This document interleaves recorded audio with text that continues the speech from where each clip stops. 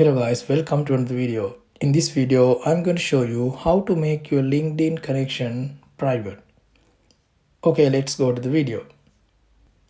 Open LinkedIn app, then tap on your profile icon that you can see on the top left side.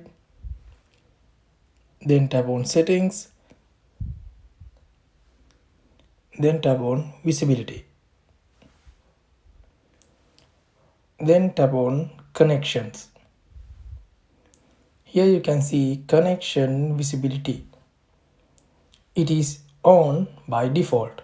So tap on this button to turn off connection visibility. When you turn off this connection visibility, only you can see your connections list, but your connections can still see any mutual connections or connections who have endorsed by you. That's all about making private your connection visibility. Hope you guys enjoyed the video. Thumbs up, comment below and hit the subscribe button.